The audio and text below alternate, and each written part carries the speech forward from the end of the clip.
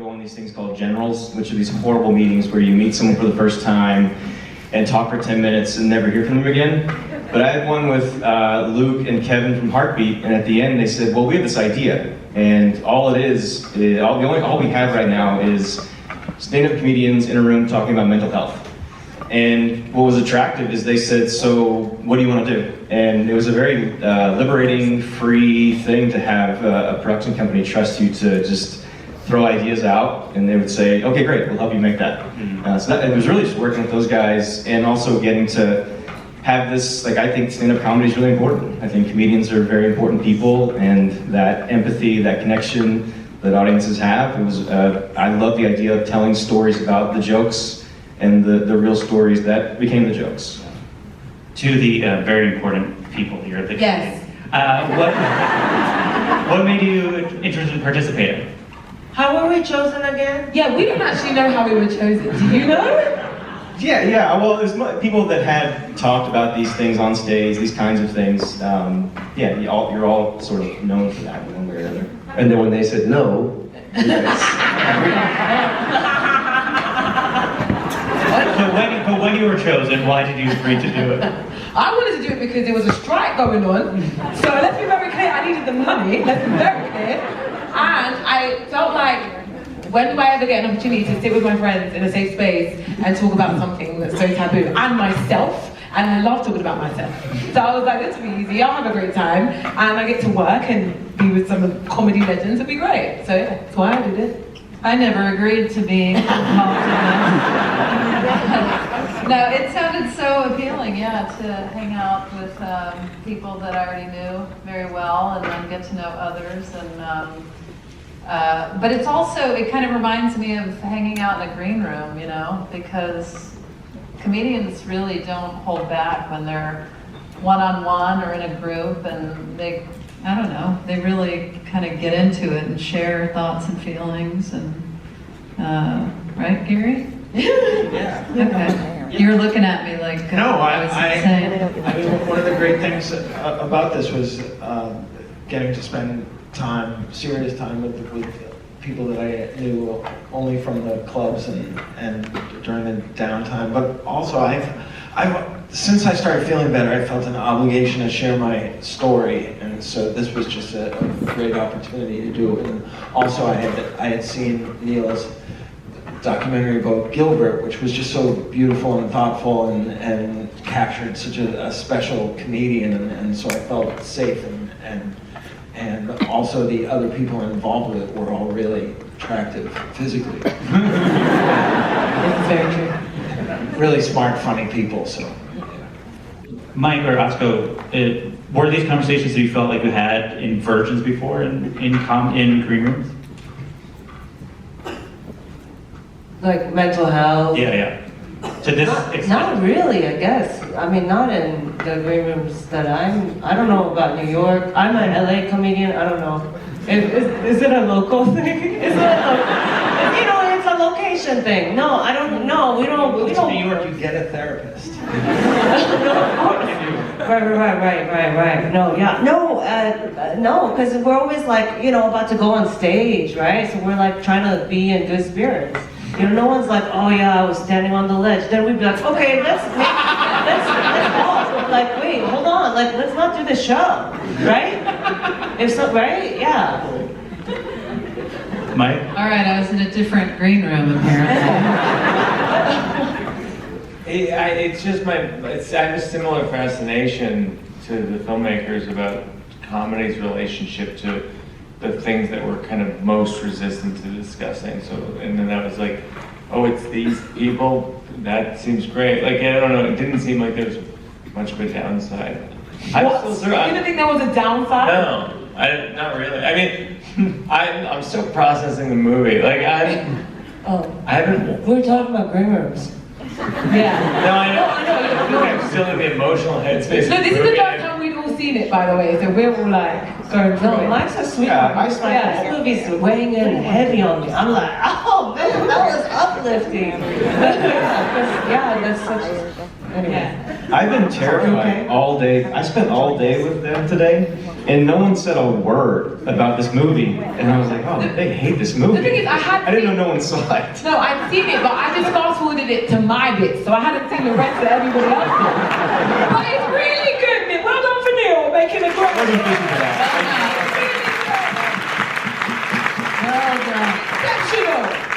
Exceptional piece of work. And then Neil Patrick Harris. What attracted you to the project? I'm sort of fascinated by process as an idea, and I'm so enamored by stand-ups in their bravado, and we're never privy to the green room. And so I thought that was such an interesting concept to be able to have people talk about what their process is, because when you see a stand-up comedian, I always feel like when you're watching it live, it's just back and forth, and they're wearing armor, and they're sharing their true selves, but they've like written shit, and they've tested it, and they have it planned out, and there's certain parts that are new things that it's like a weird, it's not authentic in its authenticity. And I always thought that was an interesting dynamic. And so to see people willing to talk about themselves and talk about the process and talk about the unity of people and mental health within all of us in such an open forum, I thought that was kind of a really special gift that we could all explore together. Also, you approached it with so much love. He was so good at what he was doing. And he made us, I don't know, I'm sure he made you guys feel like at ease. And at some point he was like fangirling a bit over us as comedians. And I'm like, you're Barney from How I Met Your Mother. Shut up. Are you crazy? No, but I've been asked if I would ever want to write my own material and perform it in front of people, and I just have no interest. I feel like I would just be too insecure about it, because I would write things that I found funny, and I would obsess about whether it went well and how it went well that last time and what made it different from the next time, and I don't know, it's not where I would sit. You would kill. I'm a maker, like, and Adam Savage is kind of my North Star. Like, I like to take things apart and see how they're put back together and like the machinations of how things work. And so when that's such a separate thing, that's tactile. And so when you're dealing with humans and you're able to make something where you can process how humans create and how that relates to how we all process, I think that's valid. I have to say though, like I was so elated afterwards, because you had to navigate 6 stories over a few hours and keep this conversation going and move through a lot of jokes and material. So thank you, did a wonderful job. Thank you. Yeah. You really helped. I had a great time. And I was paid a ton. So. To all of you, do you remember the first time you saw a comedian talking about their mental health on stage, and how did it impact you? I mean, I'm sure I grew up watching Richard Pryor and Whoopi Goldberg, and but I would say in my own time of doing comedy, the person that really sticks out for me is Maria Bamford. Yeah. And she's just like, I just think she is beyond measure. She's just brilliant, and even when she's bombing on stage, I'm just like, I'm captivated. It's just, and there's so much silliness also to her, the depth that she goes to. It's really something. Can either of you think of anybody else? Well, in the film, I was so excited that they had Richard Lewis on there, because he was one of the first persons, and then Gary Shandling was similar. And then coming up, though, there were local comedians in Boston, I remember, they didn't become famous, but they were open about taking medication, going to therapy, on and off stage, and that was so empowering for me. And then Maria Bamford and Chris Gethard were really important in terms of standing on their shoulders to do mental health type comedy. Yeah. So when you were all getting ready to shoot this, what were you expecting? Were there things you were nervous about? I was low-grade nervous that this was all some big joke and that they were fucking with me. Because I'm the weird outlier in all of this. I'm not a comic, I'm not a therapist at all. And so I was kind of like, How do you know? We were told you are. How do you know? am I being punked in a very aggressive way right now? So I'm It's the slow game or long game. What is the saying? So I was a little, honestly, I was fairly, you probably caught on that, but I was asking a lot of questions because I was kind of confused about the authenticity of the agenda.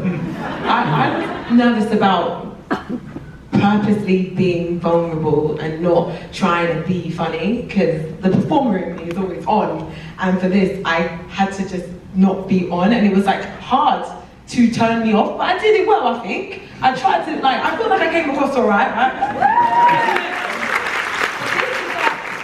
Currently this on stage, I'm so comfortable in this environment. Like, I could be naked, I could just be here all day with you guys watching me. I love it. I don't even go to stand-up comedy shows if I'm not performing, because I feel weird that nobody's looking at me. Like, I'm so comfortable being on stage. So that was the most uncomfortable you will ever see me in my life, and I felt it, and watching it back made me cringe because I was so uncomfortable just like being honest, not being on, just talking and not trying to think of something funny or witty to say. And then Tig would say something fucking funny and I'd be like, I should have said that, it was funny. And I'm laughing at Tig. It was a lot. But outside of comedy, how did you honestly feel watching yourself being... I hated it. Really? I hated it. Really? Yeah. No one should see this film. Don't tweet that. I thought it was so tender and like... I'm not tender, I'm funny. Was it hard for the rest of you to try not to be performing when there was an audience there? Yeah, that was a trap. It was tricky. Group therapy, and then, but there's a live audience. Exactly. Yeah, true. Yeah. Neil Patrick Harris is like, oh, I felt like I was being punked. Imagine how we felt. We were like, who's our therapist? Neil. And be yourself. There's an audience. What? Literally. Who? And so yeah, I mean, why did you do that? I think what hooked me into the project is they told me that I would be able to see high school football photos of Gary Gulman. That was cool. They totally came through on that. In his man suit. You look so sexy. We had the same haircut in high school. Fit, mate. I mean, we had the same haircut. You had my haircut in high school. Weird, I also got, my sleepwalking was diagnosed by Gary's brother also. The guy's good. I mean, he's not a pro, but he's alright. He knows a few things. The guy's read a fucking book, you know what I mean? Yeah. A CPA. I will say it was a little bit strange to what they say, being authentic and vulnerable with an audience around us in the round. Yes. It's valid when you're watching it at the end of the day, but when you're doing it, I applaud you guys for navigating the line between I'm gonna now do something that will elicit reaction and say something that I've never said to people who are waiting to laugh. That was That was always, that's really where it started. The first idea was like a self-help group therapy AA type scenario with an audience. There have been things like that done, but then we thought, well, they will perform a bit, that will be entertaining, that'll be funny. So we wanted, it was really how the other stuff happened. So we wanted to give you a space to be vulnerable, which was the one-on-one interview where you're all looking in the camera. And then there was the idea, well, let's just let them talk and see what happens. So that's the green room idea. And while someone was doing their one-on-one, we thought, well, they're together, let's put them in a space. And that's where like Tig and Atsuko were in the venue talking. So, I mean, it was the cameras rolled the whole day, like the whole time. But yeah, the original idea was the audience thing. So it was really more about, okay, how do we give them the space to be vulnerable and have those conversations without having to be performative? Yeah. Neil. Yes. Which This question is for Neil. Which Neil? Which Neil? you can take it. Neil Berkeley. Did you know it was gonna, while we were filming, do you know it was gonna turn out this good? I would love to see it.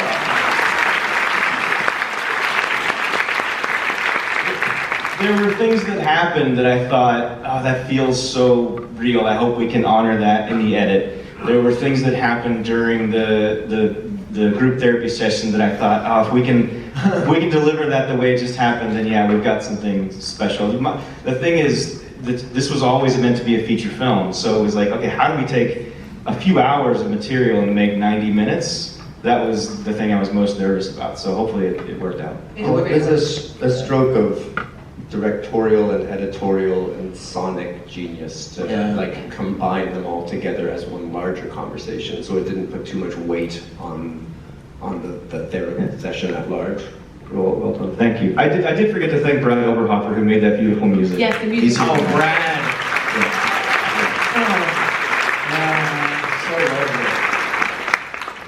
So there's a part in it that I found really telling, which is Gary's talking about literally being on the ledge for years. And then after a beat, Mike makes a joke about it, and then Tig does as well. What does that moment say about comedians? That's my favorite part of hanging out with comedians. It's all dark all the time. As long as it's funny. As long as it's funny, yeah. Especially if it's funny. Yeah. Was he paying rent on the ledge? Right, That's my favorite line. I truly heard that line and I was like, you could have done better. I have a theory. I think Tig is Tig, you the breakout smashed it. star of this movie. I think You Tig is smashed gonna. that could be your new special, that whole thing. Yeah, Your one line just is your that. parts. Just your Guys, bits. please. Just your bit. I know that. Tig is gonna book so many documentaries off this stuff. Jesus Christ. So funny, man. That one, and that moment, the bird by bird with Gary and Nicole. When that happened, I was like, oh, I hope that is as funny as it was just now. Yeah. It doesn't work in the clubs. No, never. How many Mott references do you have? It's so funny! Does that happen in your lives? Since you're comedians, that you'll say something expecting like an earnest reaction from someone? Yes. And they'll say something like jokey and Oh my God, I remember one time showing up to a bar to meet up with friends and be like, hey guys, sorry I'm running late. And they're like, yeah. I'm like, uh-huh. And I'm like, yeah, there was an accident. And then they're like, uh-huh. And then what? Then Like, what it was happened? terrible. It was like a 4-car pileup and then, okay. And Then you have to deliver though. You feel the pressure, so you put one on the end. I never feel pressure. Come on. No, you've seen me. I have, Yeah. exceptional work. That's I feel like I could have been funnier, to be fair. I had funny bits you didn't put in there. I got one applause break. Where was my applause break? Remember that time? Wow. I feel like I should have been funnier in that. Can you remember what it Do you was? remember early on? Go on. We said something, we were talking, you asked me something, I said something vulnerable, then I said something funny. What was and it? Everybody, I can't remember, and everyone applauded, so I was waiting for it the whole film. How was London not And in it the did edit not of come this up. film? You were what? How is London not in the edit of this film? No, I'm very confused. Where am I? It's alright, it's fine, I'll move on from it. But I'm glad we talked about a memory you don't actually have. That one joke, but I don't no, remember it. guys, we were all there. It happened. I don't know. We were all there. That's like calling America's Funniest Home Videos and being like, I didn't have my camera, but my cat pushed the TV over. It happened. Can I be on your show? Send in the footage. We don't have it, but I promise my cat did push TV off the shelf. This is some of the strongest America's Funniest Home Videos material I've seen in years. Well, I want the director's cut with I've the been out of applause touch for decades. And applause to the audio department because they had to navigate this kind of for the entirety of the film. I was funnier on the day, that's what I'm saying. We were all sitting there going, where is London's Where applause break? exactly? Right. Where was it? It's right now.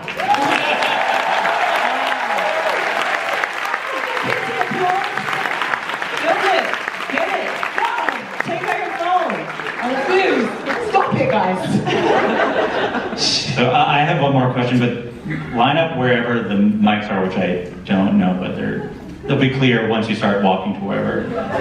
Get up and someone will point to you to where you gotta go. Wow. Great. Sir, you're going the wrong way. What's that? Someone's raising their hand, go to that. Oh, there they are. Oh, lady in Cool, all right, so I'll ask my last Yeah. question and then you get to go. Because you like, wait, so let me ask one. What will you all take away from this experience? The experience of the documentary, not this panel.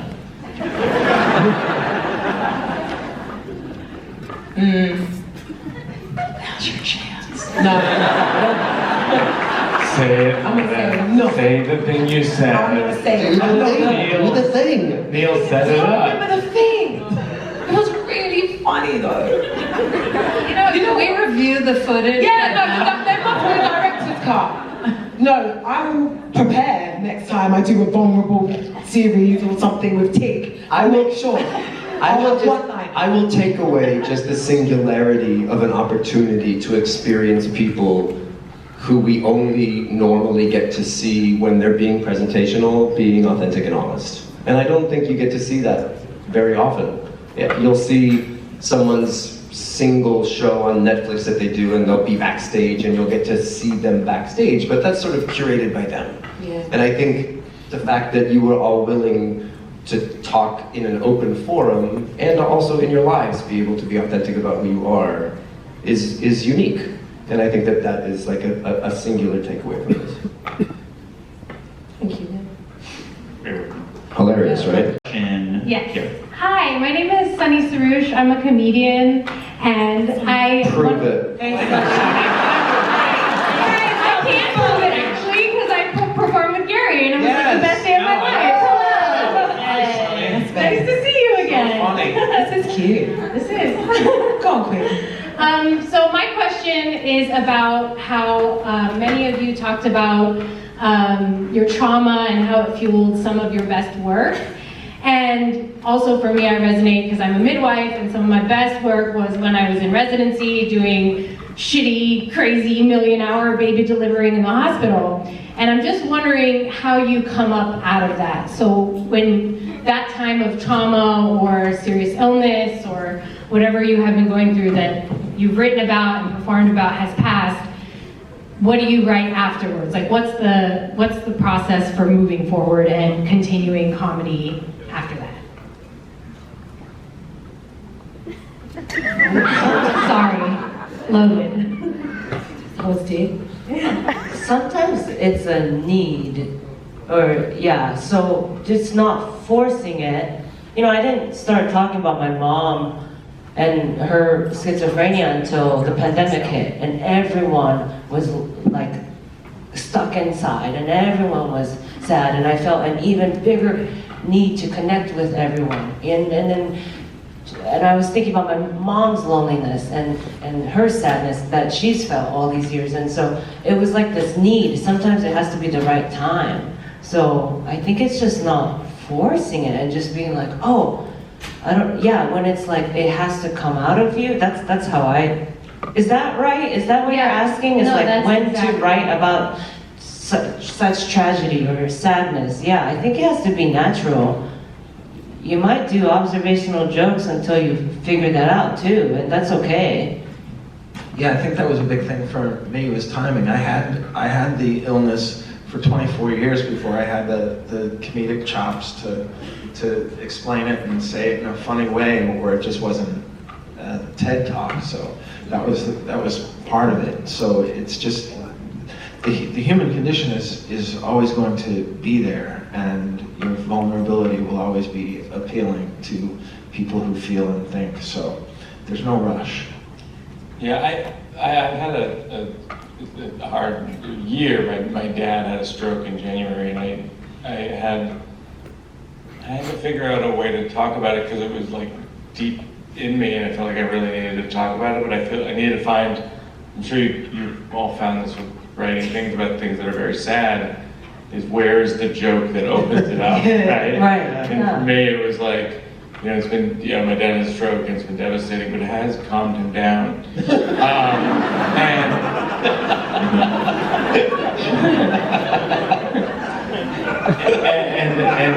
once I found that as a joke, I was like, and then I was able to, and in that sort of split the audience. Some people were like, okay, we get it. They were like, we're not gonna laugh at that. And then what I've added to that is I go, most of the jokes tonight are for you, but some of them are for me. And that's been helpful. Because sometimes if you hang a lantern on what you're doing, people are like, okay, I can roll with this. Also, like, ranting helps. Most of my stand-up comes from me being angry at men and then ranting about it to my friends and then them cracking up, and that's how you know you're kind of over it, because you can laugh. Like, you'll say, I remember like, oh my God, I had a joke about this guy that I slept with and I got syphilis. Well, he got syphilis and he called me and he was like, I got syphilis. And I called my friend and I was like, Roger just called me and said he's got syphilis. Syphilis, that's an ancient disease. Who was he fucking before me? Joan of Arc? And then she laughed and I was like, I laughed and I realised I'm not actually upset about it anymore. It's actually quite funny. And now I'm seeing my new special To Catch a Bouquet. So that's what I'm saying. Literally, you can mine your life for comedy just out of the most random times, especially when you're being authentically yourself and raw. So like, go to work, feel frustrated, yell at your friends, tell them this, talk about it, and at some point you'll be like, wait, that's funny, that could work, you know what I mean? And then you know that's your soul telling you, actually, I'm not that mad anymore because I can laugh about it too, you know? I have one psychosomatic suggestion, actually. So when you're going through like a sad or angry moment, like, oh man, this is going wrong, this is not going wrong, and then something's presented at you in that moment that makes you go, huh? Or like, yeah, of course that's also happening. Chase that. I think that's the funny thing. Like, this is going wrong, this is going wrong. Of course I get a pamphlet asking if my mom, how my mom's day is, or whatever. That's like probably gonna be the funny thing. Yeah. Live life. Get drunk. Do stuff. Leave your house. Have sex. Get syphilis. Get syphilis. Actually, London, as someone who works in the biz, syphilis is actually making a huge comeback. I know! Yes! Don't feel bad. Finally! Huge comeback. It's coming back in LA. In New York too, everywhere. It's like the hot new thing. Is it in New York too? Oh, yeah, baby. Trust me, I know. Oh, wow. Spread the love. Yes. Thank you so much, and thank you so much for this beautiful film. Thank you. Thank you. Thank you, Sonia. We go here, it might be the last question, we'll see how. Hi, my name is Sarah. I wanted to first give a thank you to Gary for being so open about electroconvulsive therapy and talking about all the different medications. I think people outside of who aren't struggling with mental health often see those things as things that zombify us or can turn us into robots. And you were so present and empathetic, and even when Tig did the last quote about walking towards the home, you started crying right away. And I think you really gave a face to, you can do all these things and have all of that help, and you're still in the moment and you're still present and you're still a real person. My question especially to Tig, Mike, and Gary, who were very open about being currently in therapy, was what was your therapy session like after filming this? Going to your therapist and saying, I mean, you all have acknowledged this weird day you all had and how surreal it was. What was the therapy session like with your therapist after, oh God, we did this crazy shit? That's a good question. I think I have so much going on that I just mean like in my, like emotionally and psychologically, that I wasn't like, oh my God, I just did a documentary. I don't even think I told her. That was a blip in her memory. Huh? That's a blip in her memory. Well, it just wasn't like something where I was like, I need to talk about this, you know? I mean, that was my experience. It wasn't a big deal. We weren't memorable. Yeah, it wasn't a big We deal. were memorable. I didn't care. First of all, Gary is nothing like he is in the film. He's a zombie. He actually... He tried to eat us. He tried it, that's true.